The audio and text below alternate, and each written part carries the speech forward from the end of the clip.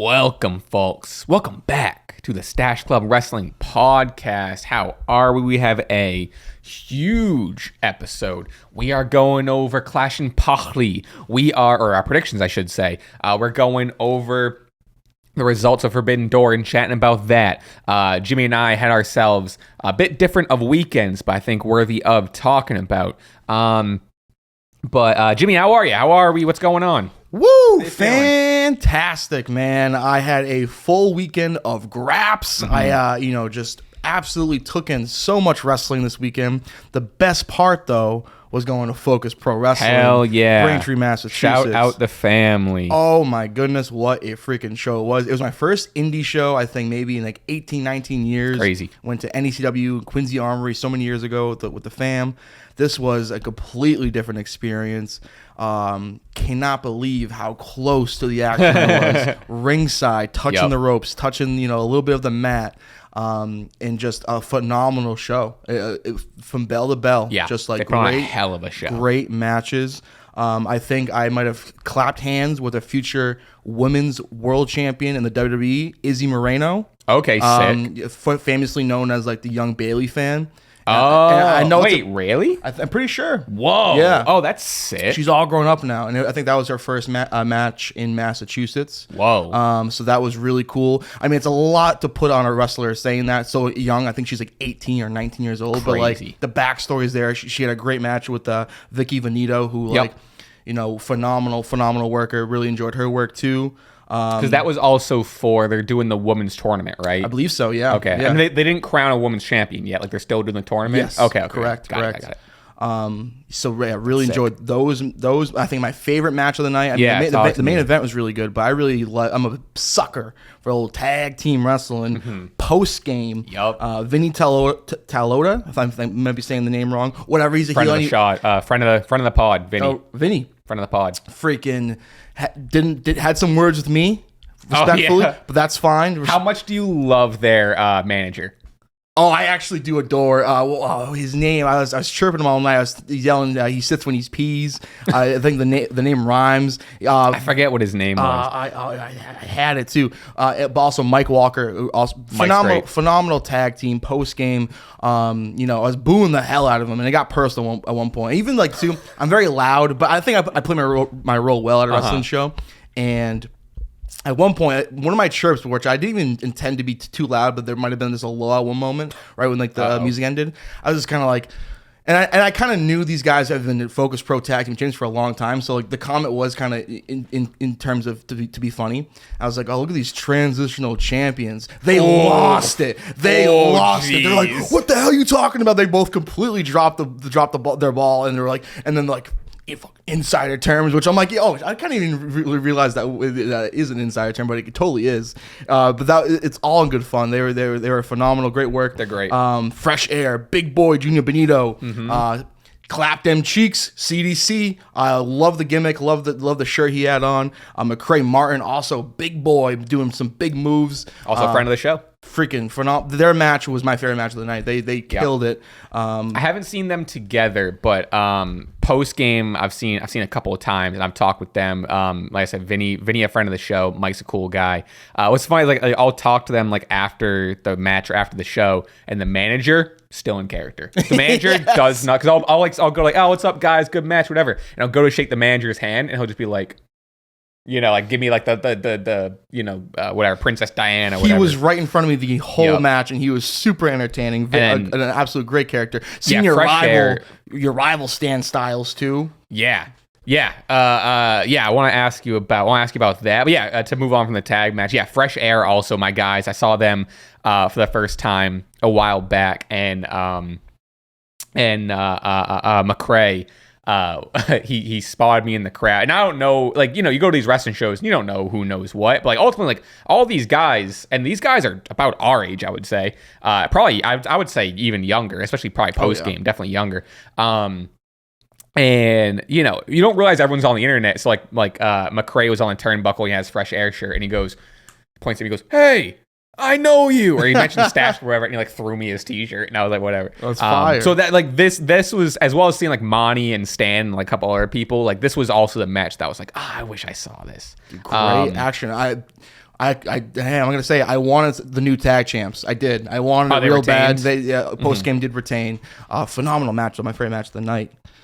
Senior boy, your rival Stan Styles, creaming the crop, killing Creamy it. daddy. A very, very entertaining match as well. Big fan of Andy Brown. Yeah. I was also chirping his opponent Diego Alvarez. He had some kind of championship belt that had like his face on it, duct tape to it. I was chirping. I got a good Temu championship chant going. That was great. Yeah, Diego's the guy. Diego's a riot. Great heel. And like, here's the thing, man. This is my first indie show in like I said, almost 20 years, and like. Are all these shows this phenomenal? Because like it was top to bottom, just an absolute bell. I don't know what I'm trying to say. It was crazy. They put on a hell of a show every single time. It's because like it's like everyone is so hungry and they want to put on a banger and like. I forget what I've seen other like tag matches involving post game and fresh air, and they go out there and like let's have the match of the month. Like we got Forbidden Door and Clash in Paris coming up and Heat Waves the same weekend. Let's go out and have a Focus Pro contender. Like literally a match I'd love to go and watch back on my own free time because it was that entertaining. They had the crowd in the palm of their hands. How was the Sandman? I saw the video of him pouring the beer in your mouth. Yes, so that was okay. So that's the thing. I woke up early Saturday morning, texted the group chat. I'm like, who's trying to come see some wrestling? Yep. Didn't get too many biters, but then I sent the picture of the Sandman, which all my casual friends very much know. And then I got my friend Shlomo to come with me. Fire. He's like, oh, I got to see the Sandman. How'd he like it? The show. He had probably more fun than I did. And then like of course like the next day like midnight he goes, dude, Survivor Series 03 is fire. And like he's not someone that watches wrestling too often, but like obviously went to the show, got bitten by the bug, tapped in. The Salmon was an absolute like unreal moment for me as someone that like I remember my first watching ECW One Night Stand as like a 9-year-old being like, this feels like because I kind of was smart to the business by then at that point. But like, this ECW One Night Stand pay-per-view feels like illegal, or like this is like the real wrestling where they like really actually hurt each other. Right. How do you fake barbed wire or these insane chair shots, table shots? ECW just felt felt so foreign to me. And seeing the Sandman and that Enter the Sandman entrance, and then seeing it 20 years later at Focus Pro, having the beer be poured on me was, hey. Last episode, you said this is the late August of John. You are now the double champion. We'll get to that later, but I completely stole the momentum back from you with me and the Sandman hooking up. You're on a high. And I'm such a big high. And then he pours the beer on me, whatever. No one cares. He then goes over to an older woman. Yeah, dude. Absolute champion. She already has a beer in her hand, right? Already was drinking. She was slamming beers all night. She was great. And then the Sandman, of course, they lock eyes, and it's like, the moment time just freezes. It was just like meant to be. She takes a very polite sip of Sandman's beer, and good on Sandman for not doing the classic just dump the beer on like he was for us. But like it I saw in the clip moment. he gave her a little bow. Oh yeah, which I thought was like just really like tasteful. And she returned it right back, and she was a star of the show. She also gave a nice stiff punch to Diego Alvarez too. I saw that. My friend Shlomo was right next to them, and like she was very hesitant. She was very polite. She was very sweet as you can tell, and so Shlomo's right there waiting like.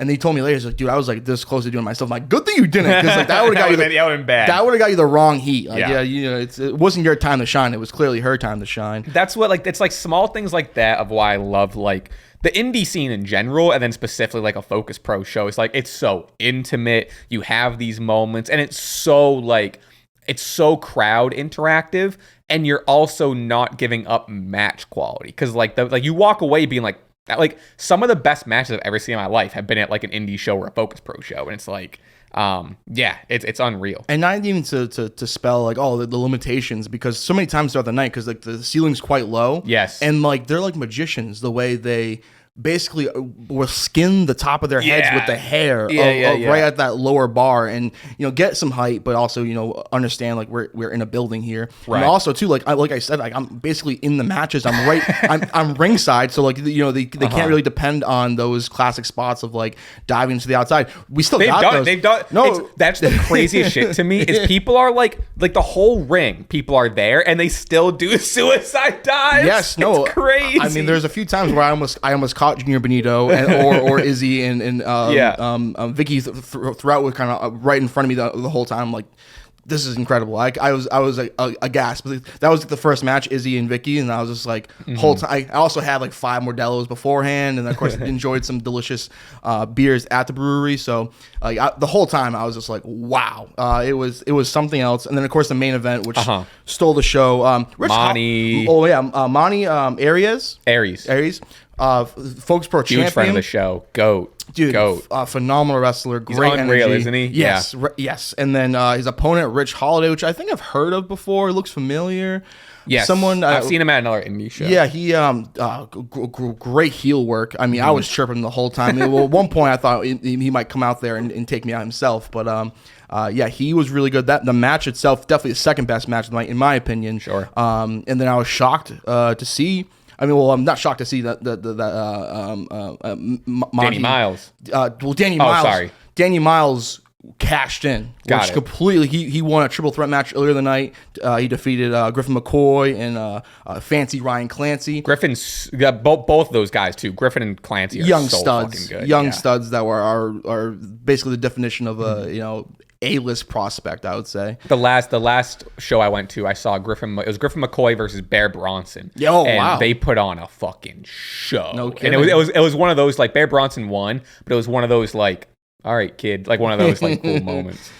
Danny cashes in after the match after Manny retains. Heel shit. And the thing is, he's a heel, and I play my part at these wrestling shows. I do boo the heels. And I'm a Danny Miles guy. I'm a Danny Miles. Danny's sick, man. Dude, Danny's great. He is a rough and tough wrestler. He is a no nonsense. I was pretty happy that he became the champion, but I would love to see the rematch in a fair circumstance. The rematch. I imagine that's what they're going up to. They better. Because they were going to have, to give you some background, they were going to have Monty versus Danny straight up, but like a month or two ago, but Danny was injured, so they replaced him. So like it's interesting, and what's cool again, like, and a lot of these indie shows do it, like Focus Pro does a really good job at like having storylines, and they only have a show once a month, but you still had that storyline of like Danny Miles not getting the match, and then he, there's another time where he did come in. Now he comes in and beats Monty. They do a really good job at keeping stuff like,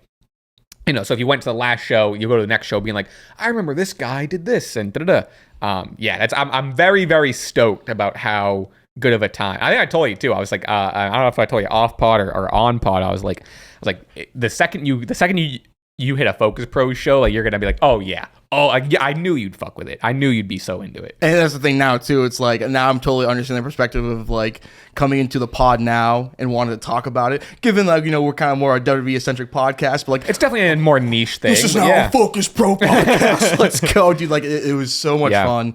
I cannot wait for the next show and just I'm trying to go for the next one. What an experience, dude! And they'll like as it goes on, like when the next following week, so they drop the card and you'll see like, oh, so and so's there, so and so's there.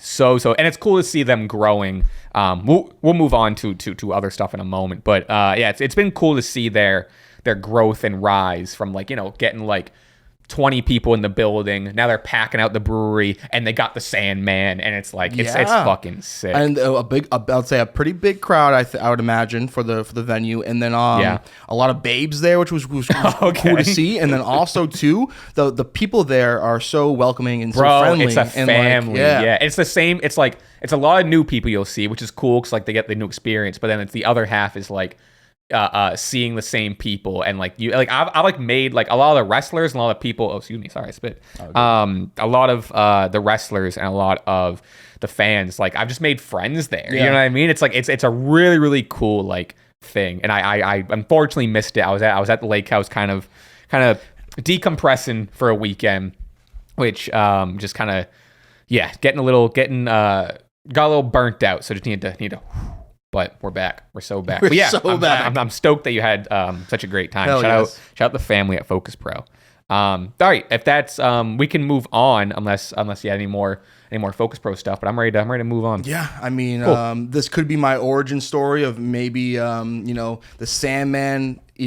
I could experience his entrance, and he's now bestowed his powers upon me, and now I can be the Sandman 2.0, maybe the Gland Man. What? Or maybe plan, man. I'd keep working on it. Yeah. But yeah, I mean, I feel like I could just take his gimmick of just getting a Singapore cane, smashing people, drinking beers. Yeah, it rocked. Dude, what a moment in time. Like 9-year-old Jimmy, I was over the moon. It was incredible. Everyone singing that theme must have been fucking sick too. Yeah. Goosebumps. All right, we will move on, folks. That's our indie/Focus Pro segment of the pod. We have a little SCW Predictions Championship update here. Jimmy going into the weekend as the SCW Predictions Championship. As you know, if you've been watching the main show, we do have a new main quiz title, the SCW Championship. So the classic, this guy, Big Eagle or whatever, is the SCW Predictions Championship. And yeah, I don't know if we need to go beat for beat. I tallied up last night, and I believe I got 8 out of 9 correct. I got smoked. So I got smoked. Forbidden Door was not my show. It was a good show, but it wasn't my show. Predictions wise, you are now double champ. Oh, I wish I had the other belt with me, but that's okay. Oh, it's a shame. Little Dutch in the other room. Double champ. But fret not, because this championship will be on the line again this weekend for Clash in Paris. It's Sunday afternoon. It's Sunday or Saturday? Sunday. So it's like afternoon though. It's like at noon or 1 or some shit. Which God, I love. I'll tell you what. This afternoon Raw threw off my whole day. Yes, me too. Like I was like, I needed to go grocery shopping. I was gonna go to the gym, and like none of that happened. And I like ended up doing yays and boos, and like it definitely messed up my brain chemistry a little bit. But I will say, I think there's something too about some nice wrestling action in the middle of the day. I wasn't tired whatsoever. I was kind of absorbing everything happening, and like, which it's a good thing, because if Raw sucked last night, if we're calling it how it is. Oh really? I didn't love it. It was okay. Yeah, I wouldn't say it wasn't phenomenal. It sucked. I say it was subpar. Yeah, okay. It wasn't my favorite Raw, but I'm glad it was on in the afternoons. If it was on at night, might have needed a little nap during it. Yeah, you know what I mean. That's fair. But at least it was in the afternoon. I was awake for it. But you must have missed that Dragon Lee JD McDonough match. Dragon Lee JD was sick. I mean, that was. We'll get into all the stuff, but like JD Dragon Lee was sick. Needed 5 more. Every match needed 5 more minutes. Are you pro wings or anti wings? I guess if he's a dragon, he is a dragon. If he's a dragon, I think it makes sense. It has a tail on it. I guess I'm pro wings. I want him to wrestle in the wings. That's I know, my thing, yeah. But it might be a foreign object. It might get in the way. Yeah, I mean, there was definitely, my whole, God, Finn AJ was just like boring, and like people say it's like great, but it's like, come on, like we deserve better of Finn and AJ. It was a good match, but it was whatever. All right, well, let's go right to our Clash in Paris predictions. We also have Forbidden Door to talk about, and kind of talk about Raw throughout our Clash in Paris predictions. But again, folks, this SCW Championship will be on the line. And a couple other plugs while we have you here.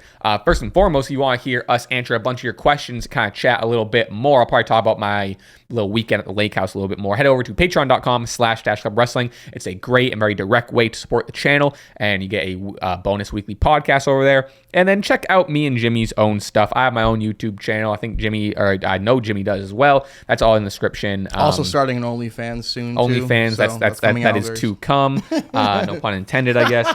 But we'll dive in, I guess. Clash of Paris predictions. We are doing confidence points. 5 matches on the card. Let me just get this. Your shoulders getting tired? A little bit. I didn't go to the gym yesterday.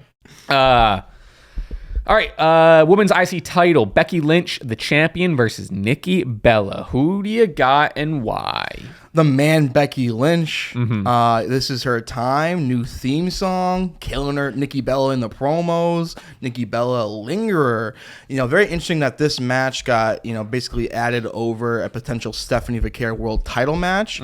I will say, hot take, I actually do kind of support that, though, because Stephanie, I think we mentioned last week, kind of, unintentionally has lost momentum, or lack of story because of Naomi's upcoming pregnancy and all that stuff. So I know I knew that as soon as I said it, I'm funny. Like ongoing pregnancy, I should say.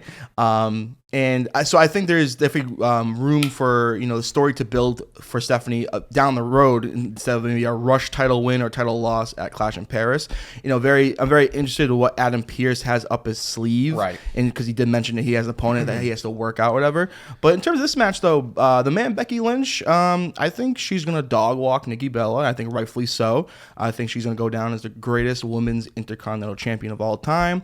Enjoyed her promo work on SmackDown of all things.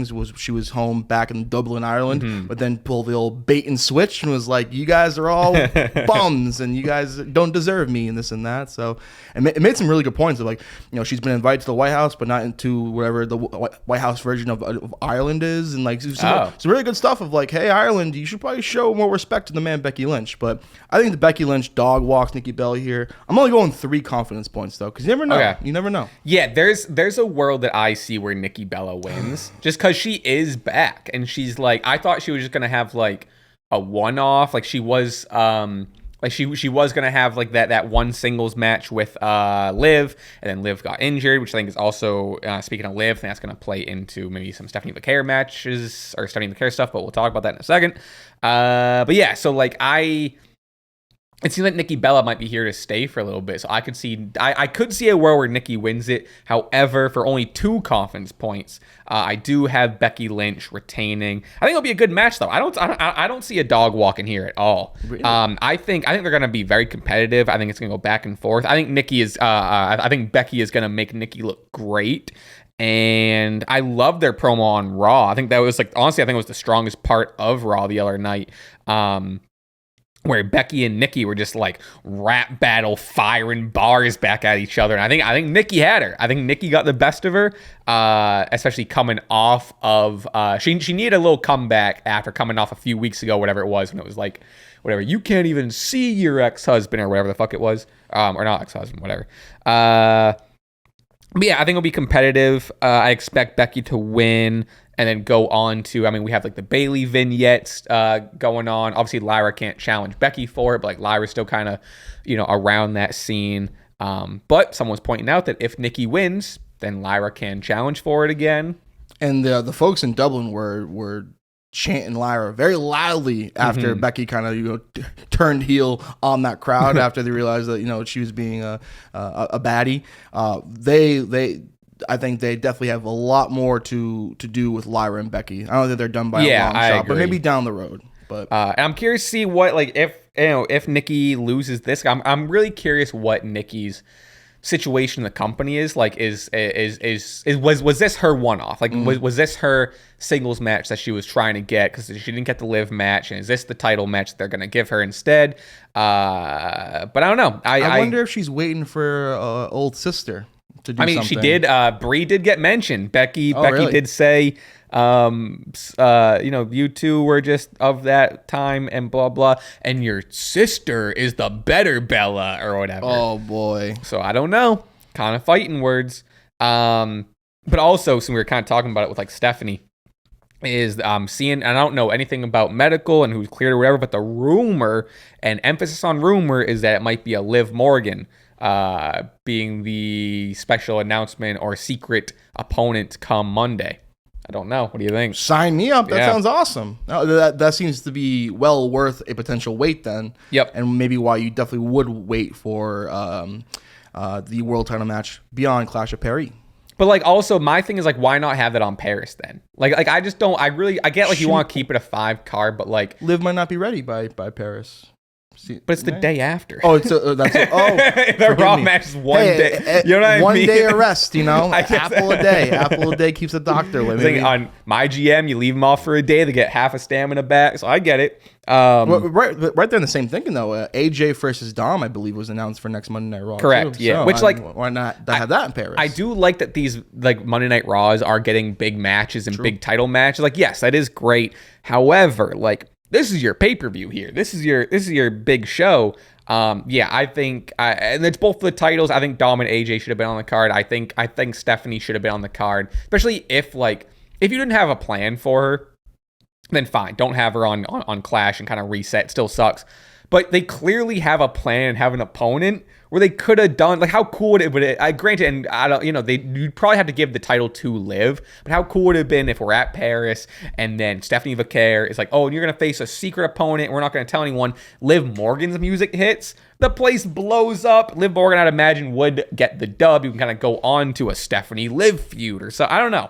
And I'm not trying to be backseat booking here. But. No, of course. It would just surprise me, too, that Liv a little bit would be slaughtered for that spot, given that, like, her return, I think, would, instant return, or her first time that music hits, I think really should call for maybe her interrupting Roxanne or Raquel. Sure. Or that's true, tying up the Judgment Day stuff. But, I mean, I think is definitely just at a level where she definitely deserves a world title. And my thing with Stephanie is I kind of don't want her to win her first world title under these current circumstances where it's like there's not much, story to her right now with versing another opponent right now. And it's kind of like, I don't see her. I would like to see her win a world title when it kind of means something more. I think you can really add sure, it's more way more straight up and more. I get what you're saying. And more of a build to it than where it's like, oh, maybe she was supposed to be Naomi and that they would have had something going into Clash of Paris. But right now it's just kind of like, up in the air a bit. And I gotta confirm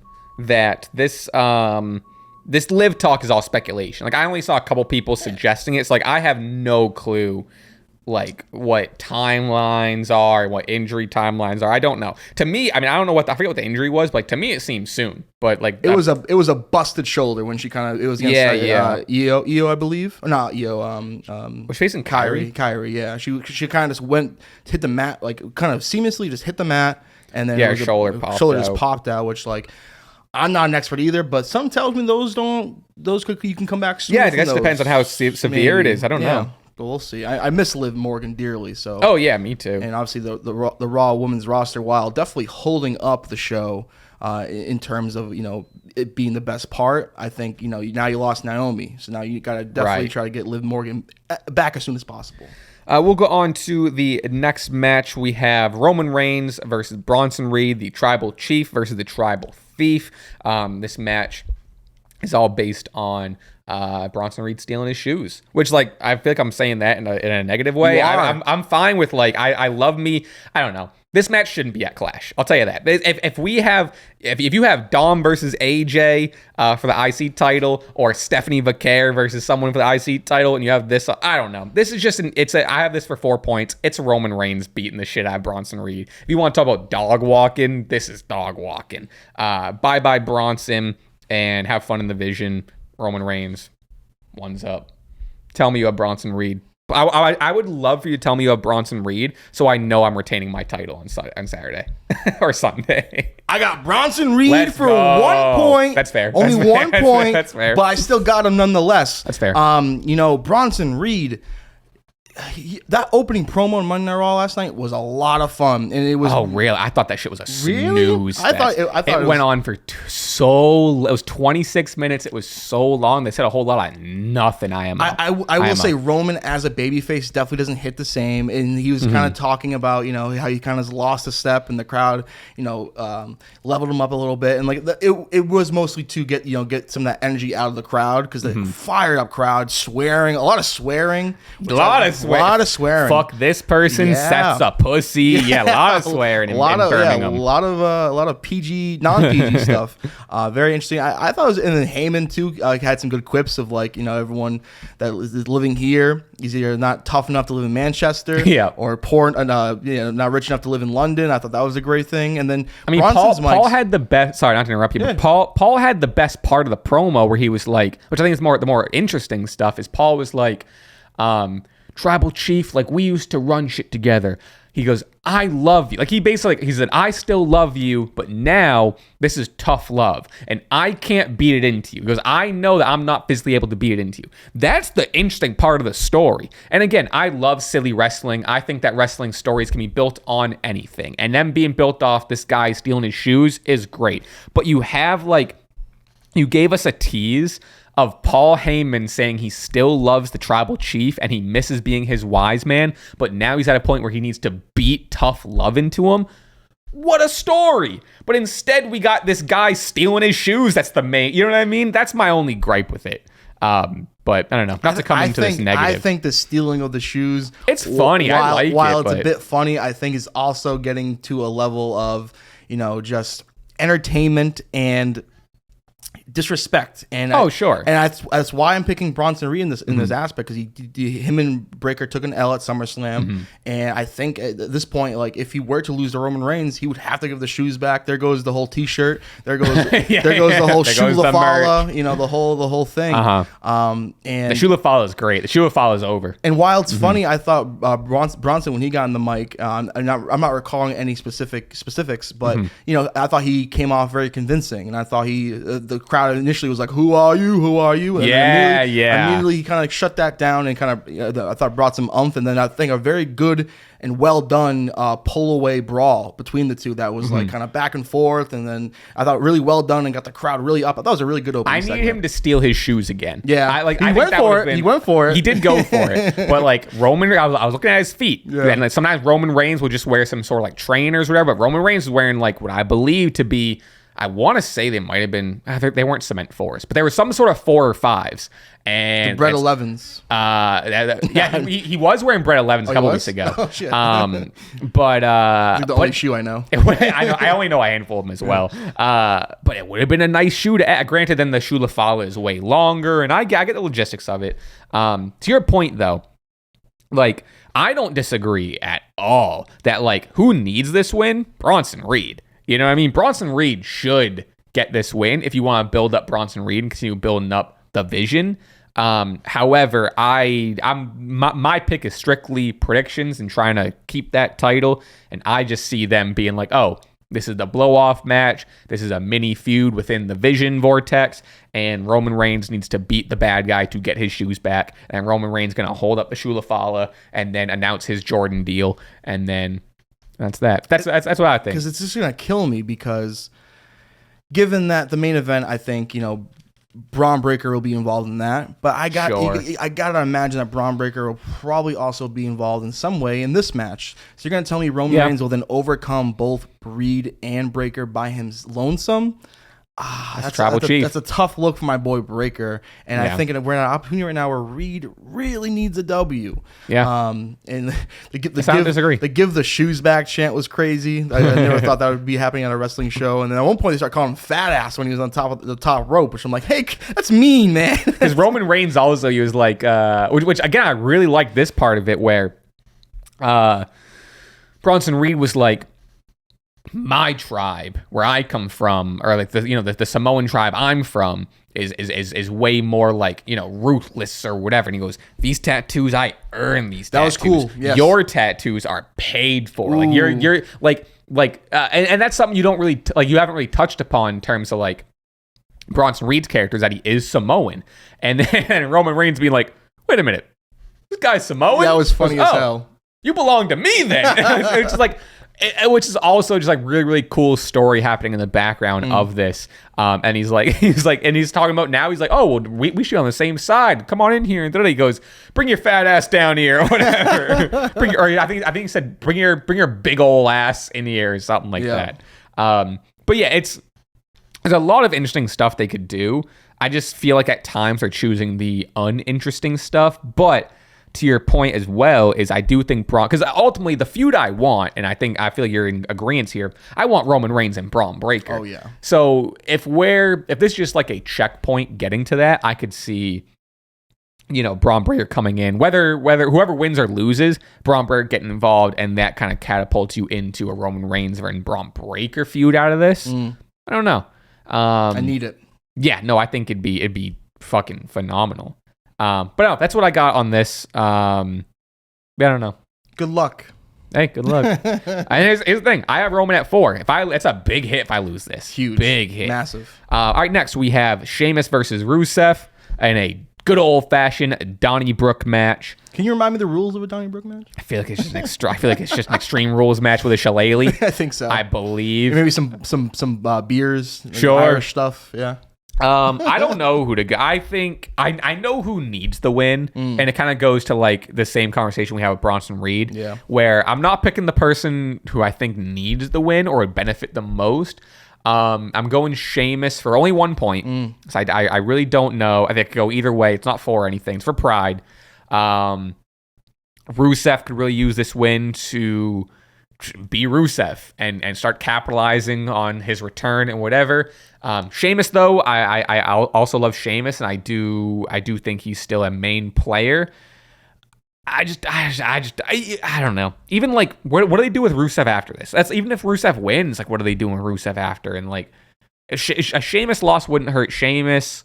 I don't know if they want to get him back involved in the mid-card title. I don't know. Who do you got? What are you thinking? I'd go Rusev to go to maybe try to challenge with the IC, maybe feuding with AJ Styles, something. Yeah. Something. I mean, I'm picking Rusev to win, and this is a must-win ball game for Rusev. I don't disagree. I got 2 confidence points. I will say, I will backtrack on my take a few weeks ago when I was really upset that Sheamus took a dub on Monday Night Raw over Rusev.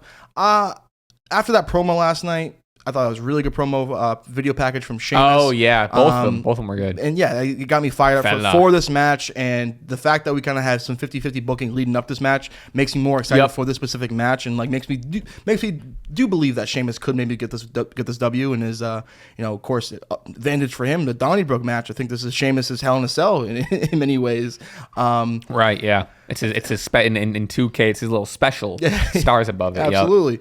Yep. So I'm excited for this match. This definitely should be a blow off. Maybe they, after beating the absolute snot of each other, will then look at each other and do a classic like sure, yeah, I can marriage see that in violence. So imagine these two as a tag team. That kind of the Raw tag team division could definitely use some meat. So yeah, and I see a lot of people dogging on this match in terms of, we're getting Sheamus Rusev again.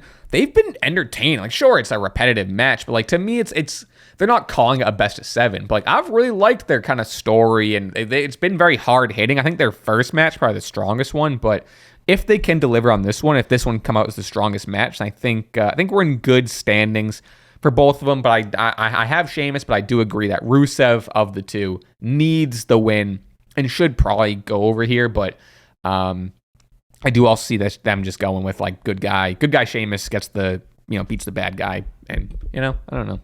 All right, we'll move on to the World Heavyweight Championship match. Seth Rollins, the champion, versus CM Punk versus LA Knight versus Jey Uso. We'll start with you. I want to hear what you got. What are your thoughts? Who you got?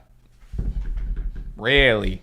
CM Punk. Yeah. No, I'm going Seth freaking Rollins here. I mean, he just won the goddamn belt. I'm going 5 confidence points, which is kind of crazy considering there's 3 other opponents in this match. However, this match is going to rule. This is going to be a lot of fun. It's going to be chaotic. And hey, I think they did a really smart booking decision last night, the way they ended Monday Night Raw. Mm-hmm. Jey Uso showing some oomph. Yeah, showing some courage and being like, what? Super kick to Punk. Going to look over to Punk, so good. Knock his teeth down his throat a little bit, and knowing that, hey, come this Sunday, I'm taking what was rightfully mine, the World Heavyweight Championship. So good on Jey Uso for showing up. That was great. Thing is, though, what I'm most excited for is the progression in this. We're kind of doing some My GM booking right now with this Fatal 4-Way, where I think there's a rivalry within the rivalries. And I think, they got to not cool off, but maybe put on the back burner, Punk and Rollins. And I think from this match, we're going to start going down the road. And they've been doing it for kind of week to week, where I think we're going to have a legit LA Knight CM Punk rivalry, where I think also LA Knight might be, going to a darker place eventually. I can see that. Maybe being frustrated with his lack of, world title wins, and kind of realizes he needs an edge. And, the bigger baby faces, CM Punk and Jey Uso, are kind of more of the fan favorites. So maybe post of this match, we're going to see a CM Punk, LA Knight, phenomenal promo rivalry, decent in-ring rivalry, and definitely something I would lean and really hope that LA Knight comes the victor out of. So we'll see. But overall, this match, I'm going Seth freaking Rollins. Yeah. Even like the LA Knight Braun Breaker match, like in and of itself was a lot of fun. Like they both look good. And I'll tell you what, Braun Breaker, when he does that, the Frankensteiner, when he runs up the rope, right? He has to go 1 step, 2 step. Your guy LA Knight, 1 leap to get up there. So I don't know if that's one thing he has over Braun Breaker. Which if you have anything over Braun Breaker, I think that's pretty huge. I mean, that main event was a personal hell for me. Yes. basically watching your dad and your brother just fight on Christmas morning. Like it was tough, but a pretty good match. But I got Seth Rollins for only 3 points. I kind of I have a little safer. But yeah, you can imagine what my 5 is going to be. But I got Seth Rollins for 3. The only thing I could see is maybe, which like Clash in Paris to me, like this feels like a C+ show. Like, it barely even feels like a B show. I don't know. It's not to the level of like a Saturday Night's Main Event, but I don't expect much happening in terms of like the landscape being shaken up. But if there's anyone to sneak one away, it's gonna be Punk, I'd imagine. But I think the reason, first of all, this match is going to rule. I think this match is going to be sick. I agree with you. I did really like the ending as well with Jay showing a little fight. CM Punk coming in, or CM Punk like stepping over LA Knight being pissed about that and getting disrespected. Seth Rollins doing the classic, no, let them fight. Like they're tearing each other apart. Like that's good. Look. Treating Braun Breaker like a fucking pit bull. But yeah, I think we kind of went over. There's no, I don't expect nothing crazy to happen. Like you said, Seth Rollins just got it. There's way more story to tell with Seth still with the belt. And then, yeah, I think a little cool off of Punk and Seth while like the tension's still in the background. But I do think a cool off would be, and just getting out fair. of this vortex where the last, so many Monday Night Raw endings end in a schmoz where it's like one after another comes out and makes a save. Whatever. We're pretty close to ending it the same way. We're pretty close, very close. At least the vision didn't stand tall this week. But yeah, it was basically the same thing, but a little bit flipped. But I'm excited for this match. It's probably my most anticipated match. I think it's gonna rule. But do you think the C+ comment could be saved if they added Drew versus Cody to this card? It would make it feel bigger. Yeah. Yeah, that's a good point. Yeah, wait, what the fuck? Cody and Drew aren't even on the card. Huh? When are they fighting? They're saving it for down the road, I guess, maybe. Huh. I did see, I think Meltzer, one of the the reporters, was saying that the Nikki versus Becky was going to be added, and then that match Cody versus Drew was going to be added. But I just think there's not enough time for that to be true. Yeah, we do have SmackDown to go. Maybe Randy versus Drew, because Randy did make that appearance on SmackDown attacking Drew, the classic behind him. So good. He's like, ah. So maybe that's something they're going to do. But yeah, is Cody shooting a movie right now, the Street Fighter thing? That's why he's off? I think so. I don't know if he's done shooting it. I know he was shooting it. Because I missed him when I went to SmackDown a week or so ago, because the week prior he got kicked into the announce table, which I thought was really very impactful. But yeah, and I thought that was kind of leading to this match at Clash. Huh. Interesting. I don't know. Again, like maybe something last minute can announce for SmackDown, but I feel like if you're going to have a Cody versus Drew, in terms of just like selling tickets and getting butts in seats, like you'd kind of announce that beforehand. Probably going to be at the Palooza. Yeah, WrestlePalooza. I saw that. All right. Yeah, I don't know, but Seth. All right. Last match of the predictions, we have John Cena versus Logan Paul. Rip the Band-Aid off. I'm excited. I think this match will be fun, but I got John Cena for 5 points. I don't think there's no shot John Cena loses here. What do we got? I think there's a shot John Cena loses here. I think Logan Paul. It's not for a title. So it's not for a title. Logan Paul, the younger guy. But given I've already picked many heels on this card, I think they need something to chant for. Paris will never see John Cena ever again. John Cena's probably going to win this match. I'll put 4 confidence points on John Cena. But I am very excited for this match, and I think that promo between the two on SmackDown was very compelling. Thought it was good, yeah. What did you think of John Cena's... I don't believe him when he said it, but like his list of guys that he truly wanted to face on his retirement tour. It was Dom, Jacob Fatu, AJ Styles, I think Seth Rollins, and Mello, if I'm not mistaken. Okay, so he said that in the promo. Yeah. So SmackDown. I was at the lake during SmackDown, so I didn't catch much of SmackDown. Okay. So that's kind of news. I saw when I was at the lake. I was on my phone and I caught like with the clipped off stuff of the promo, of him, going back like, no, you are an outsider. But okay, yeah, read me that list again. He said these are his opponents he wants. Dom, Jacob Fatu, AJ Styles, Seth Rollins, and I believe Melo was on there. I could be wrong about Melo. It's a great list. It was a great list, but I kind of don't believe him in actuality. I think believe him in what sense? I believe if you truly want to face those guys, and like he's making the point of like, I'm facing you at the Clash of Paris instead of these other guys that are deserving. Like, got it. I feel like he was kind of saying that to win. I don't think John Cena, the actual man, actually for sure wanted those matches, but his character did. But like, I don't know. I don't know. I think he wants Logan Paul at Clash of Paris in actuality, but it always goes back to the thing. And this was happening when the Brock Lesnar stuff was going on. Was Triple H going like, whoever John wants, John's gonna get, and then John Cena being like, I don't choose my opponents. I do with whatever's dealt. So it's really, it kind of goes back to whichever side you believe of like, do we think John Cena is picking these opponents, or is Triple H lining these guys up? And I don't know. I don't know what to think. I thought John did a masterful job in this promo of kind of building Logan Paul up, just to knock him right down, calling him a parasite, which I think the prime parasite could be a great moniker for this guy, which like, a lot of stuff is good. True that he is kind of using the WWE for his clout, for his fame, for his fortune, whatever. But yeah, this is a big time match, and I think this match is going to rule. I do understand the pushback of like, the criticisms of like picking Logan as his opponent, but I just think it is kind of the right move, and looking forward to it. Yeah, I think it'll be fun. I don't think it's gonna sniff, like, obviously it's not gonna sniff Cody Cena, but it'll be fun. At the end of the day, it's Clash in Paris, and it is what it is. But I think those are our predictions. We're just a couple back-flipping, saltwater selling YouTubers. Oh, is that what he That's said? what John called. Oh yeah, I did catch saltwater selling. It was like, oh damn, they're burying Prime here. So funny. But yeah, all right, we I don't know. I mean, there was so much to go over, but those are our predictions. We kind of touched upon other stuff. Oh, you know what I want to talk about before we move on to Forbidden Door and kind of shift our brains into AEW a little bit.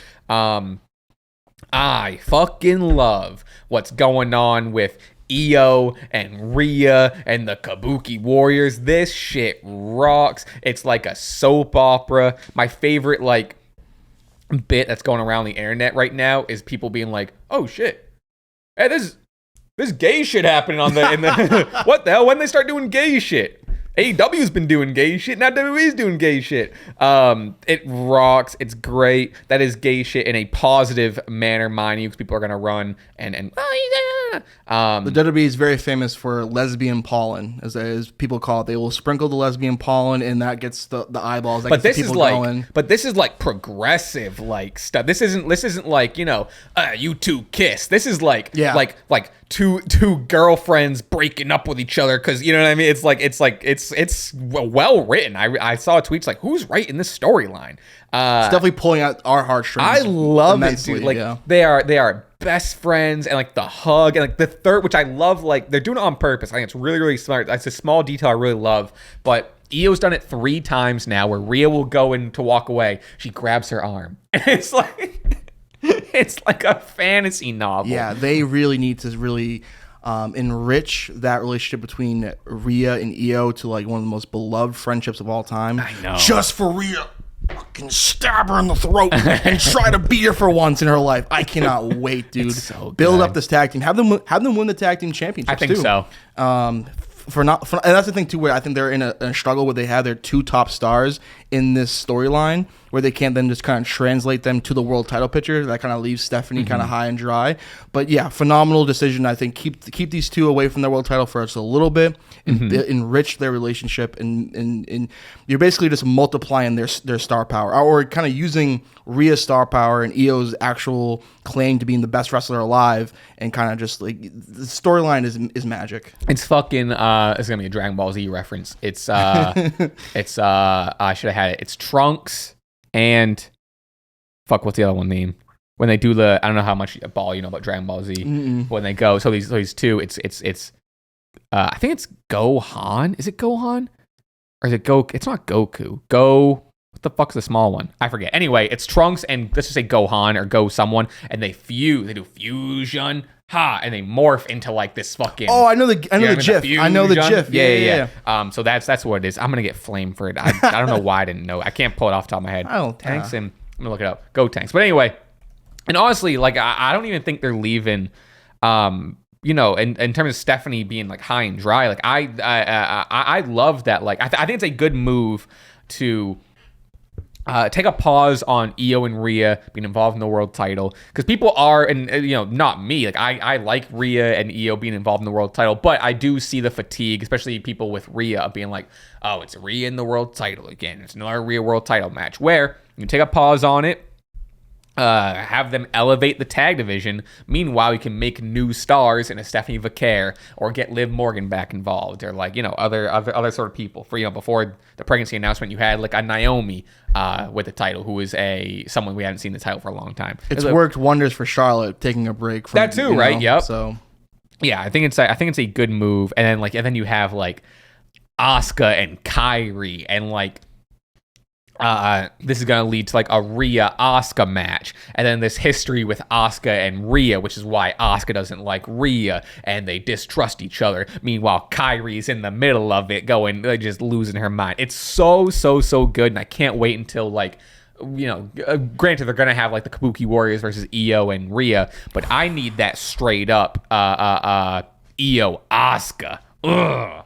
Ooh, we'll baby. get there. There. It's my favorite storyline going on right now. It's so I really love it.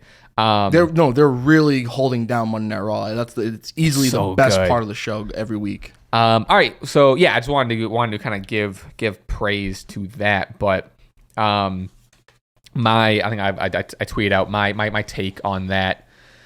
On what it seems like Asuka's the dad, and then Io's like the daughter, dating like the edgy motorcycle driving tattooed Rhea Ripley, and then, you know, Asuka's being like, you can't see Rhea anymore. Rhea's not good for you. And then Io being like, but daddy, I love her. and then Rhea parking the motorcycle outside, hop on, babe. And then the dad's be like, no, you know what I mean?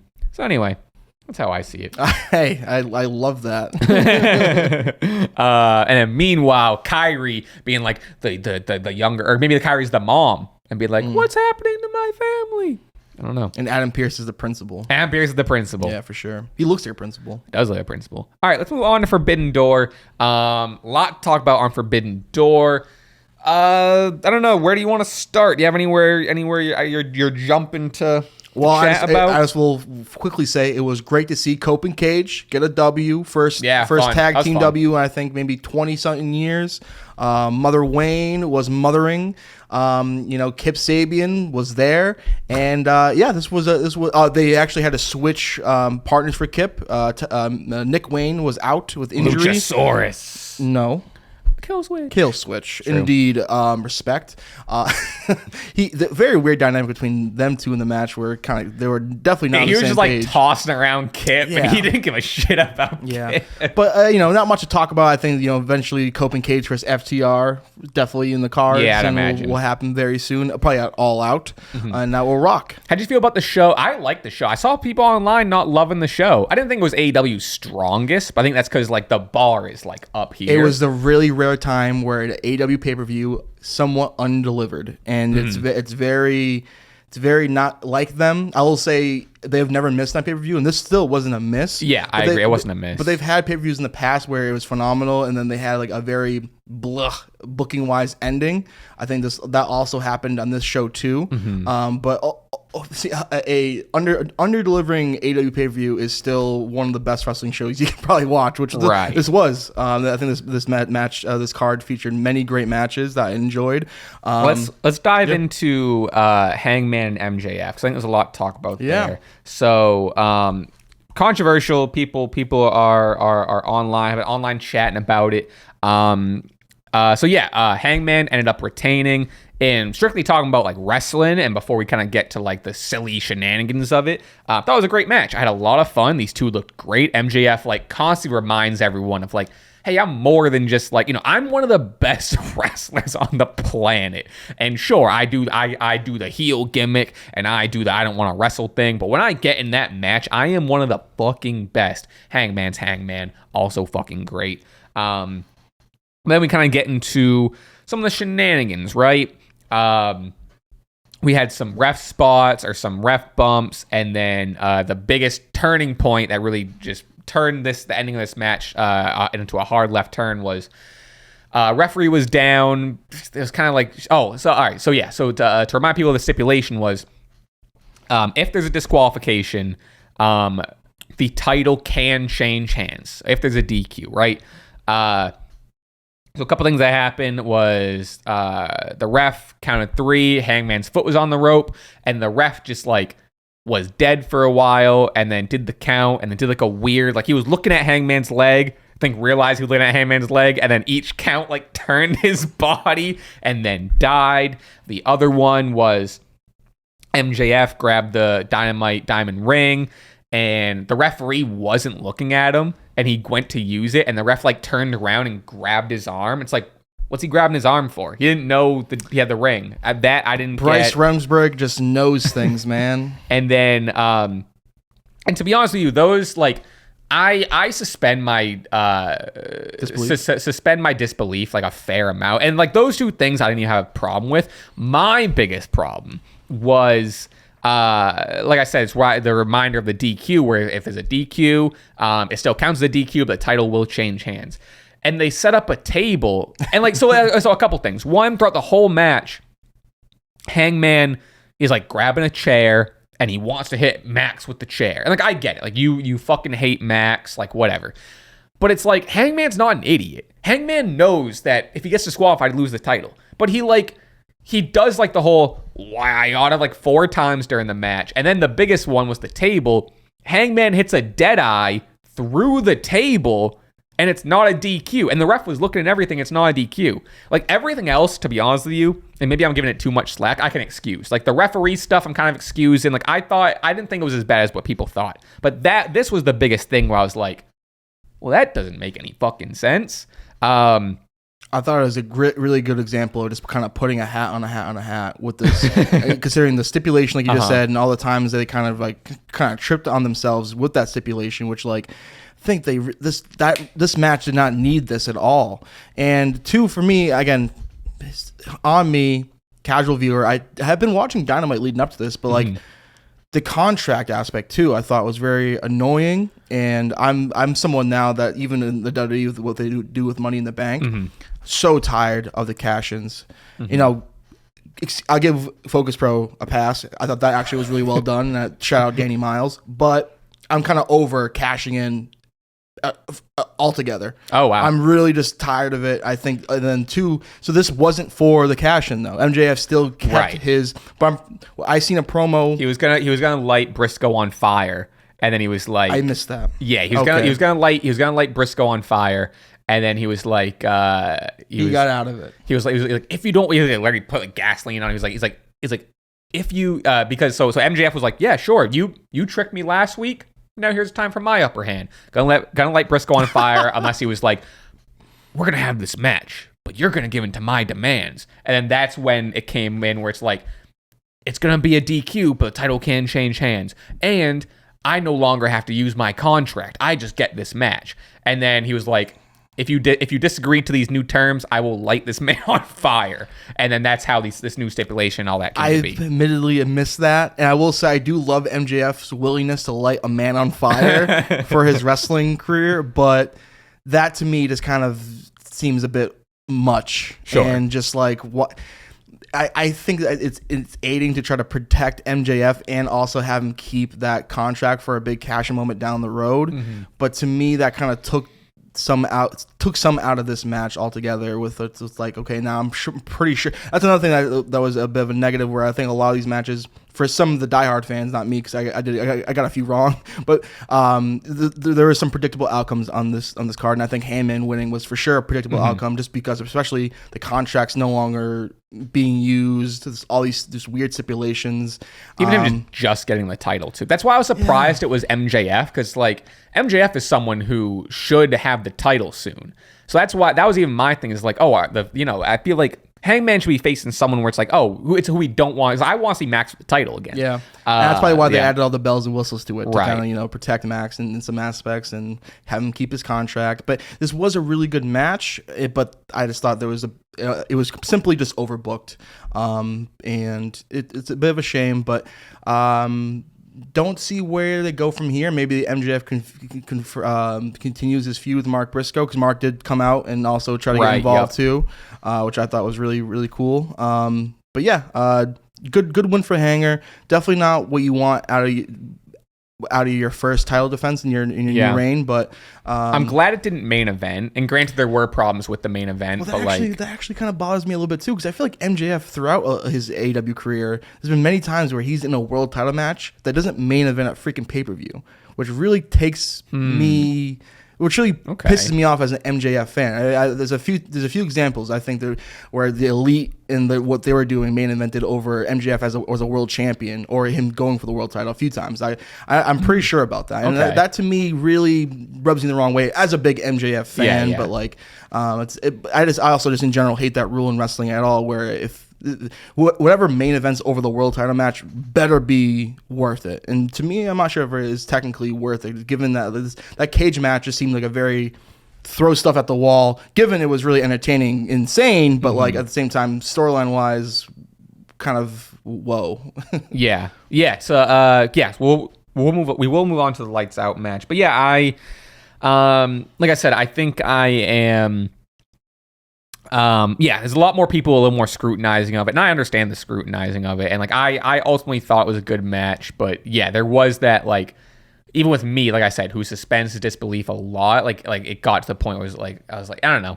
And some of these things, the ref bump spot, it's starting to get a little repetitive in terms of stuff that's happening in MJF matches. Where it's like, thumb to the eye, ref bump, stuff like that, where it's like, oh, we've kind of seen this before. Like, I get he's stale. The heel, but he's also such a good fucking wrestler. Dude, where it's like, I just want to see him wrestle. Absolutely. And also, it also brings up the question where it's, the table spot, right, wasn't a DQ.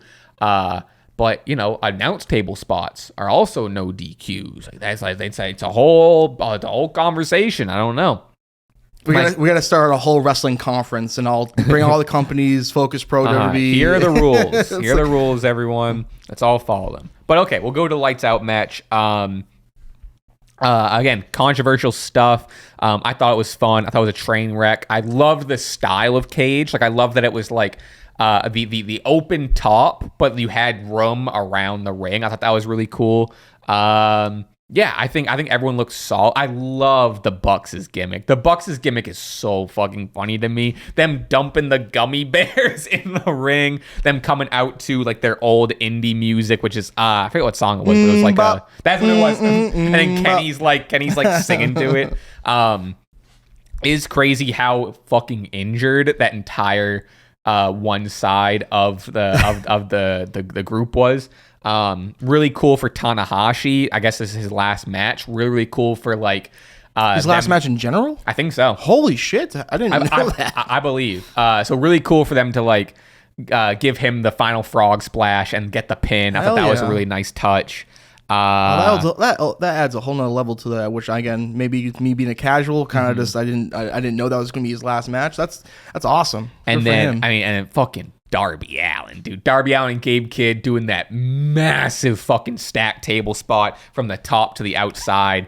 In fucking sane. Mox's reaction to it, it's like, what the fuck?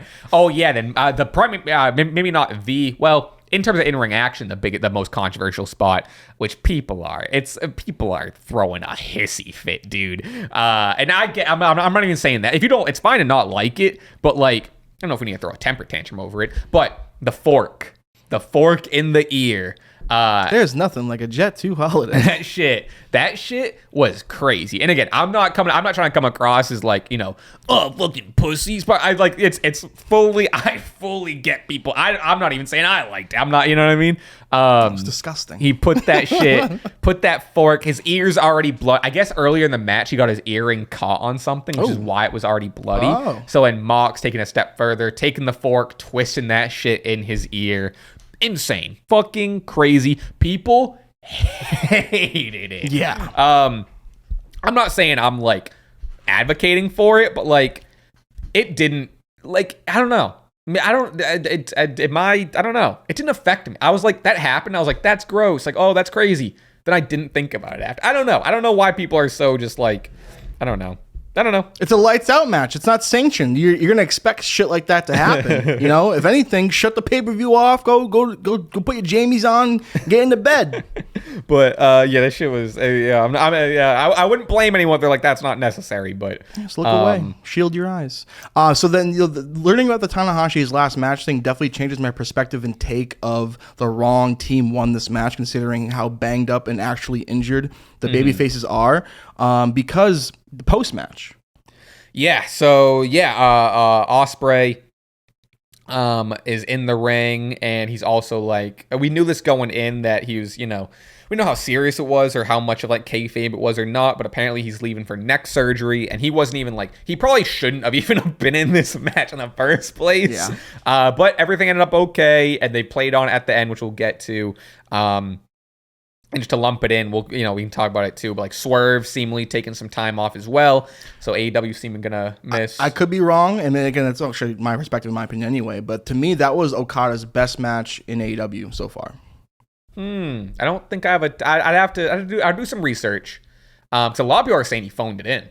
Ooh, really? Oh. Yeah. But I liked it. I don't think it was Swerve's best match. Oh, definitely not. But oh God, no.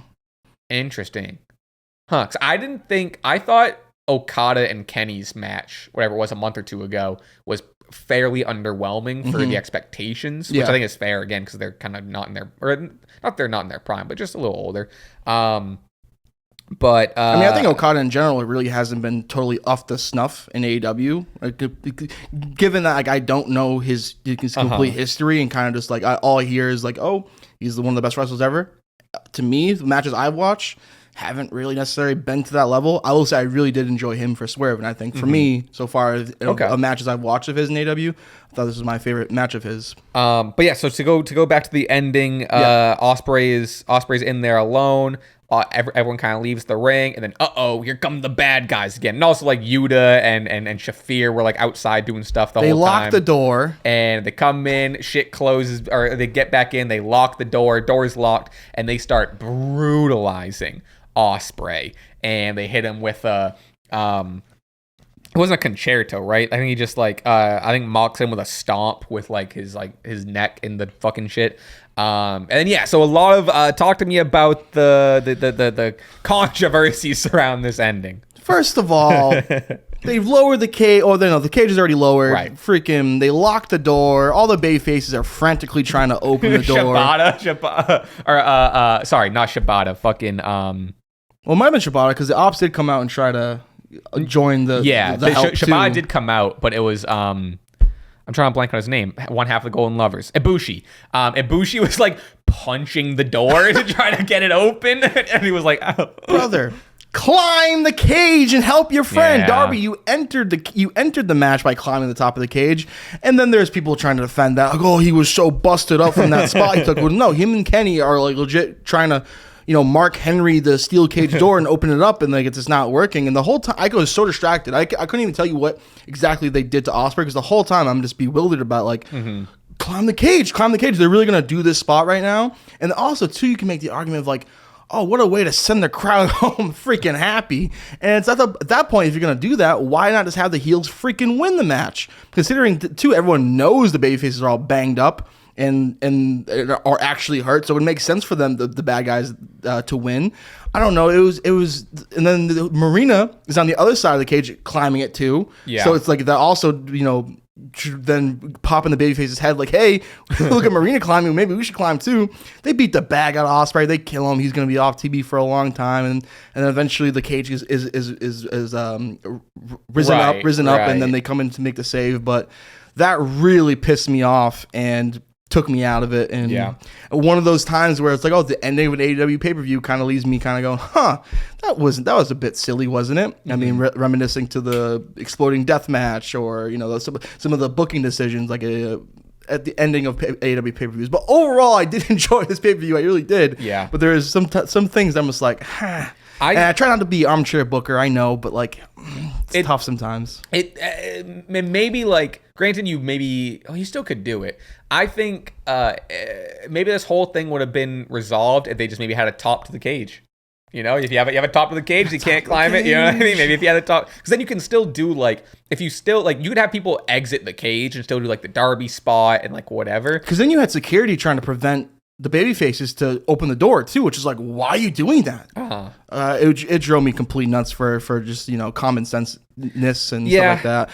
I like on paper, like I still like. I get what they're trying to do. Like on paper in terms of story, like I like that the faces won and got the good feeling, because then like the good feeling I think helped with the Ospreay beatdown. Like, I think it would be too much if, like, the heels won and then you fucking kill Ospreay. Learning that might be Tanahashi's last match, whether it be AW or in general, definitely makes sense why he got the finish, the 1, 2, 3, and that they won. I think that was the right move then. But even just to which I love. I love a movie with a bad. I love a movie where it's not a feel good ending. I love walking out of theater feeling like I got punched in the gut. And the Death Riders needed some momentum after losing the world title a few months ago. And stuff. So I was, that's why I did pick them in predictions, but I was wrong. Yeah, and I think I liked having that, like, Ospreay being like so sentimental with the crowd, and then just no, fuck you.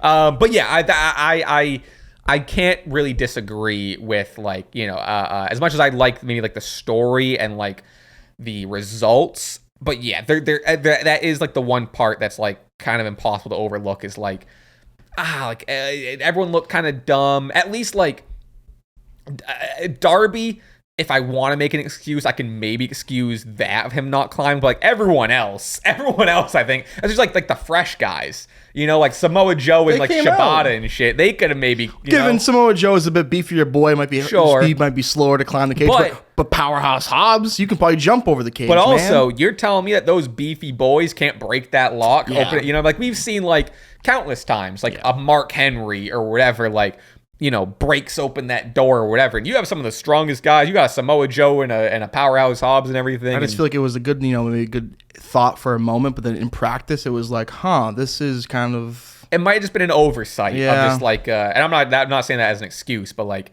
definitely an oversight of just like, we didn't think of that. But ultimately, I did like the ending of like, crowds don't need to be sent home happy every time. This is what you get. Reality. Brodito, new tag team champions, pretty cool. That shit rocks. Of course, Hurt Syndicate couldn't be bothered taking a pin or whatever. Gates of Agony, of course, fought them off, and that will be interesting to see. Maybe MJF lines up with Ricochet and the Gates of Agony against the Hurt Syndicate. I don't know, but.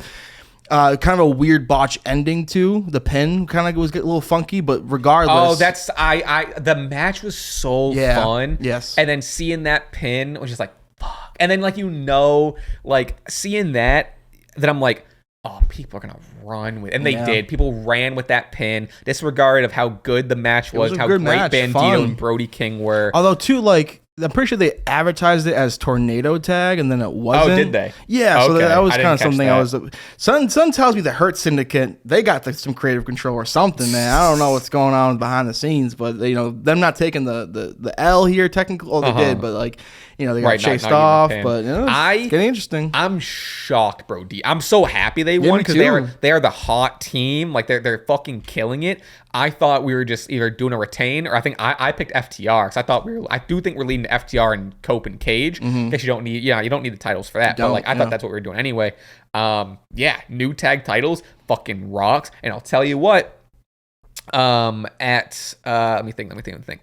We might be filming My GM Bros during it, but at I think it's 1 p.m. today, we got those Adidas and Brody King shoes dropping that I need to have my eyes. I'm going to have it pulled up on here. They got a couple of sweet colorways. I'm going to look at the price. I don't know. I'm not for sure if I'm going to get them. But they're fucking sweet. Have you seen the other colorways? No, I haven't. Oh, baby. Ooh. Look at these. And they're doing a you can get like a boot. Where it's like, it's not like the full tall wrestling boot, so it's like actually kind of wearable. Oh. Shit looks fucking cool, baby. 140? It's 140 for those. 140 for the lows too. They had other colorways. They had like green and shit too. But I don't know. That's like neither here nor there, I guess. But I'm gonna have my eyes on them. I don't know if I wouldn't blame you. Those are fresh. They're kind of cool. They're a little loud. And I'm kind of nothing wrong with being a little loud. Only being a little. There are. I like the brown. The brown ones are a little. I guess like the brown and yellow is a little cool. Yellow. I don't know. We'll see. I'm kind of just talking. Whatever. They should have pulled the trigger on Alex Windsor, in my opinion. So Mercedes 9 belts. So that goes to the another conversation I have here in my notes is sorry. Let me take down the timestamp for this. So Toni Storm and Mercedes Moné both got their retain. Both great matches. I thought Toni and Athena killed it. The 4-way was a ball. Bozilla, is that how it's pronounced? So. Bozilla. Yeah. Just now like the biggest thing in the world and much deserved. You had my curiosity, but now you have my attention. Whoa. Yeah, she fucking rocks. I do have to make a embarrassing amendment that I just haven't heard this name said out loud. So Persephone. Yeah. I called her Purse Phone last week. Yeah. That's on me. That's tough. Persephone. That makes way more fucking sense. But yeah, so you're in the hometown of Alex Windsor. You were in it. I don't think it's her hometown, home country, and the crowd is behind her. Mercedes has 1,000 freaking belts. Alex is your new star. You know, her hubby's going away for a bit. Maybe she can kind of take his place in the pecking order. Not actually, but like, you know what I'm trying to say. Sure. There's room to now advance now that, you know, Will Ospreay's now on your week-to-week television. Give Alex Windsor some shine. Give her a new belt. Give her a big win. You give Mercedes this dub. And, like, again, it was actually a phenomenal match. But, like, Alex Windsor, new stars. I know, something she's new. sick. Give her something. So it kind of goes, and granted, God, Mercedes' entrance was so fucking cool, too. Yes. But so that's kind of the bigger conversation is now who can beat Toni and Mercedes? Because I really do love Toni with the champion and being this undefeated monster, and I love Mercedes being this belt collector Mercedes. However, you're starting to get to a point now where it's like these women are unbeatable, and if it wasn't in the 4-way, and especially if it wasn't like Athena, now it's like who? You did have a returning Jamie Hayter earlier in the night. I think Jamie Hayter is gonna for sure be in that conversation, but it's like, I don't know. It's a weird thing where it's like, as much as I fucking love Toni with that title, and I want her to hold it forever, but in reality, you do need someone to beat her, and you build these women up so much where it's like you're getting to people are making reference to like Roman Reigns, where it's like, or the WWE Championship in general, where it's like, you know, you have this big long run and you build these people up as unstoppable. Where like, yeah, that's great. You have an unstoppable force, which is awesome. But it's like you don't have anyone to beat them. So I don't know. I don't know. I don't have an answer. It's a kind of a question I'm poised and I don't have an answer to. When it comes crashing down and it storms inside, Toni Hogan, man. Stop You choked out Athena, undefeated badass for a year. You choked her out. This was like Jey Uso Gunther all over again. I couldn't believe this. I understand Toni perhaps winning, but choking her out, that completely shocked me. That hurt me on so many levels. I feel like that kind of sends Athena right back to Ring of Honor, and I don't want to say that's obscurity because it's absolutely not, but like step down. It's a step down, and it's really, really disappointing. And now she's doesn't gain the riches of the contract. That was her cashing in her contract. Right. MJF still has it, and it's just like, man. Athena, short end of the stick here. I mean, again, there's winners and losers, but this is a way you lose. Getting choked out really hurt me. And yeah, I hear you. Who else on this roster? Who? Jamie Hayter's a great shout. But again, hand up if I'm, wrong about this. I feel like Jamie Hayter returns once every 3 months. Am I crazy about that? Yeah, I thought she did. I thought she did return like fairly recently. I don't know. I was a big Jamie Hayter, stan when she was aligned with Britt Baker for a long time. But I feel, given that it's a tough industry, injuries happen a lot. But it does seem like Jamie Hayter does, kind of stops and starts and comes back and whatever. Hopefully, this is the run where she reaches her full potential. But other than that, I really, really don't know. I mean, I'm super high on Willow Nightingale. I think she's on the precipice of being a massive star for her AEW. And Stat's so good. Stat's too. Pretty good too. I definitely would pick Willow over Stat, respectfully, but that's neither here nor there. But yeah, who else, man? Who else? Yeah, I mean, I think there's definitely there's definitely more. I guess names for like I would love if I for TBS, I think it should be Megan Bayne. Like, that would be sick. Yes. But for the AEW Women's World Title, I mean, unless you do like, I don't know how you do it, but like you have Mercedes lose the title, and because like Mercedes is going to graduate to the world title eventually. So I don't know if you have Mercedes take it off Tony. I have no idea.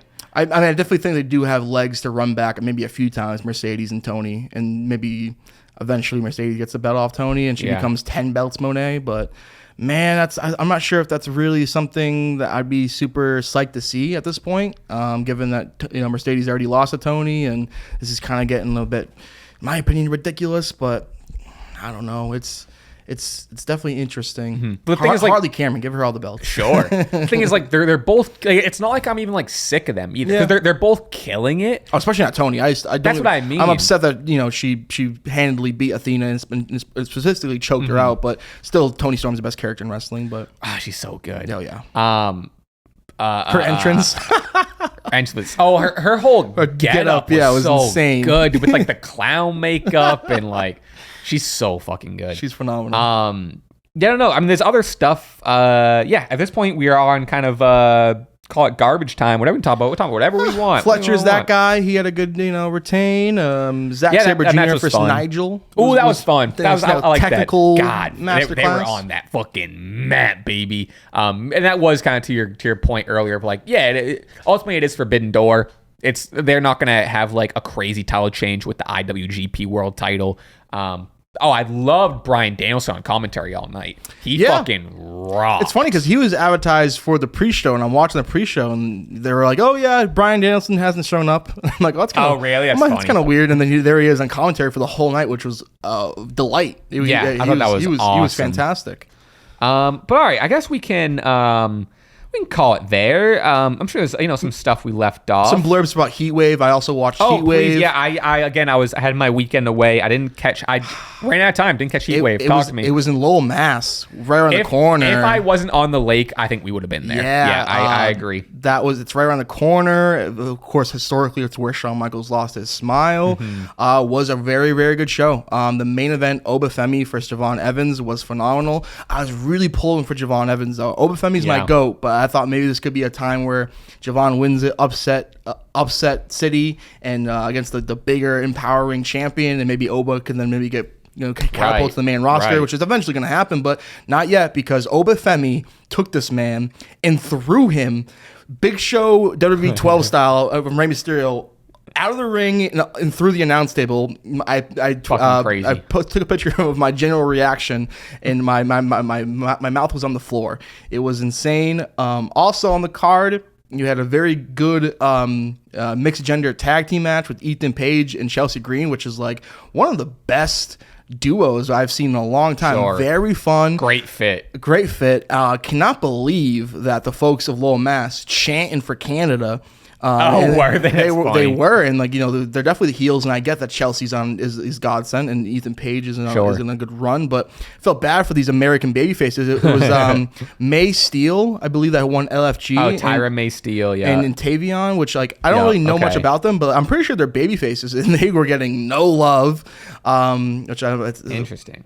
I mean, it's a tough thing to do. I mean, they're just kind of plucky baby faces. I know Steele has like a gold medal, and she won LG, and she's a good athlete, and she's kind of still learning the ropes of professional wrestling. But it's a weird match. It was definitely interesting. It was really good stuff. It was really good stuff. Blake Monroe losing to Jordan Grace, huh? Oh, I'm so happy these internet jerks and tribalists have now, jumped off the formerly known as Mariah May Blake Monroe bandwagon, because now I'm buying all that stock. I'm now fully in. That was a really good match with her and Jordan Grace.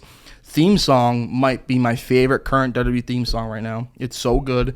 The presentation of Blake Monroe is phenomenal, and right now it's going to be also a very good triple threat with Jordan, Lola Vice, and one of my favorites, Jada Parker. She's sick. Lola Vice won the number one contender match, so she'll face the NXT Women's Champion JC Jane at the next NXT PLE, and that will be phenomenal. I think that's when you strike and Lola Vice wins the NXT Women's Championship. Maybe we'll see. Damn, Dark State took it off my boys Hank and Tank. Yeah, Fuck. I look like them. I fuck with Hank and Tank. Hank and Tank's sick. I could be their manager. I think. That'd be cool. Jank. Hank, Tank, and Jank. But yeah, it was a really good show. I definitely wish I was there, but I know. I've never been to an NXT show. They seem cool because they seem like a little more intimate, a little more like, hardcore fan base sort of thing. You've seen the feature in the industry right before our eyes. Yeah. I'll tell you what, though, with that Ethan Page, Chelsea Green duo they've been doing, kind of Team Canada, all whatever. Hey, I don't know. I'd be very a little jealous if I was one Matt Cardona a little bit. And I don't know. I'm saying Chelsea and Ethan Page have immense chemistry, and it's to the point where if I'm Chelsea Green's husband, maybe I think Matt's issue with never coming back to the WWE yet is like he kind of sees himself as this like main eventer. He probably sees himself that I went through the same thing Cody Rhodes went through. No, you didn't. But like it's a similar road, but not the exact Cody road. But I think he should really maybe go into NXT and feud with Ethan Page. Maybe, get your hands off my woman. Yeah, and then also you're kind of be using one of the most over things in WWE right now, Chelsea Green, your wife. I think this is a huge opportunity for Cardona to come to NXT. I fuck with Cardona too. Yeah. I think he's sick. Yeah, me too. He just faced. We didn't even talk about it. Fucking Karrion Kross showing up in GCW, feuding with Cardona. Also aligned themselves with Shotzi. Cool. We want Cross. Yeah, I saw that. It's interesting. No, what are your thoughts? My thoughts are, I think Karrion, I don't know, him being just was he kind of just under Shotzi Blackheart now? Like that seems like a. I don't know. I think interesting. I don't know about under. I think it's just like a team. Okay, they're just aligned with Shotzi. Come on, Todd. What do you hate about it? Let's hear it. Here's the thing. I think Cross has obviously a big buzz going right now, a huge momentum. Yeah, I guess. So. And I was still kind of under the camp of like this is a work. I think it's safe to say. Here's the thing. GCW is still they're pretty buddies with WWE. Yeah, I think Cross also is actually going against has a scheduled date against Dick Holiday, who I just seen at Focus Pro. So I think it's like legit. Karrion's like taking indie dates. Yeah, for sure. I think he's out there. I just don't know how I feel about his like first kind of post this WWE storyline being like, oh, I'm aligning with Shotzi Blackheart, which like I have no issue. What's good? What do you hate about Shotzi Blackheart? I don't hate Shotzi Blackheart, but Shotzi's sick. She's cool and I like her a lot, and she sells her poop for $5 pictures, but used to. But like I just kind of I don't say Karrion. I just think Karrion has like bigger storyline momentum than kind of aligning with like another indie women's. Let me tell you something. No, he doesn't. No, no, he doesn't. Hey, no, he doesn't. I don't know. I just kind of see. I feel like he could have done something kind of more shocking. I don't know. I didn't see the show, so maybe I don't know. I thought him showing up to go against Cardona. That's as good as was like because he was all like they're both kind of robed up, and they both did a reveal, and it was like a whoa. That's so cliche, dude. What do you want? What do you want? I don't know, dude. Something bigger. I'm trying to find out I can't tell what you hate about this, and I'm trying to figure it out. I mean, hate's a strong word. Call GCW a backyard wrestling fucking. Hey, maybe I will. It'd be grounds for me to show up there. Yeah, Jimmy from the queue start booking yourself. Jimmy from the queue first, Karrion Kross, book it. I think this is the best case scenario for Kross because I don't know where else he would have went. GCW is like probably like the biggest like indie name. You know what I mean? Like I just don't know what else was for him. And I think Shotzi's been killing it. I guess that was her last. She tweeted out. She's like, I'm not doing any more death matches. Yeah, I think Cardona. I'll tell you what, it's better than there's another like indie thing going on that people are making fun of. I forget what it was, but interesting. Is it because you want like? Well, yeah, I don't know. Do you want more for Cross? I'm curious. That's the thing I don't too, know. I was gonna say because like again, he had such a momentum thing. He has a book out right now. He has all this views on YouTube for his documentary. And I'm kind of thinking of like AEW, but even the AEW stands don't want him, seemingly on the internet. And then like, how would he be booked over there? I don't know necessarily, but AEW is the second best American wrestling company out there, so like that should be kind of his goal, I think. But I just think him aligning with Shotzi Blackheart isn't the most like headline grabbing thing for your first move post WWE. I don't know. I don't hate it, but I just don't. But it's that or like. Would you rather have him just been solo, like without aligning with Shotzi? I mean, again, I don't know like the full details of it, but him feuding with Cardona is definitely a good sign. I think maybe just like a straight up attack and reveal. Like I just don't see the what he gains from aligning himself with Shotzi Black. Like, you already have a valet in Scarlett, so I don't really get it. But I just think she's fucking badass. Look at this. Look at this. Are you kidding me? Yeah, she's ripping Cardona's head open with a fucking... Holy shit, I didn't see this. A pizza cutter? A little New Jack, huh? Wow. Yeah, I don't know. I'm kind of not... she had a match with Cardona? Yeah. Goodness. I don't want your bro. You hate God. You hate this. I don't know what you... She's with the Terrifier. You know, like Terrifier. Who the hell is that? I don't know. He's like he looks cool. He's a movie villain. He's not a wrestler. He's like a movie villain. My only thing what's this? I just don't know what the Garage Beer Championship is. I don't know if that's like a gimmick or if that's like an actual title. I don't know. You don't think they look bad? I think they look cool together because I think they're like unhinged and like I think it helps. Carrion and Scarlett like be in some sort of story and they're like, oh, we're all like. Honestly, I think it plays to like we're all XWE people who they didn't get us, and we're all badass and whatever. The island of misfit toys. Well, yeah, I'm not disagreeing with that. You just hate the green hair. Maybe it's the green hair. Maybe Karrion Kross can because I think he has a great mind for wrestling. Maybe start a new promotion. Maybe something like he can like control his own narrative about. I don't know. If it's worth checking out this little thing if you haven't seen them little backstage. Oh, this is like an only clip of it, but they had a little backstage thing like the three of them were backstage and like she's all bloody whatever. It's worth seeing because that might help you a little bit with what's going on. I'm more so curious what the fuck this Garage Championship is, to be honest with you. Isn't Garage Beer the Kelsey brothers? Yeah. Huh? And I think they have a deal with Cardona's pod. I think I'm just curious if it's like that's just like a gimmick title or what the deal. I don't know. Again, I haven't really followed GCW. Like this doesn't get you going. This team doesn't get you going. Yeah, I can do without the person in the middle. I can do it. A person on the left. How about that? How about that? That's fair. Huh? But it's interesting. All right, folks.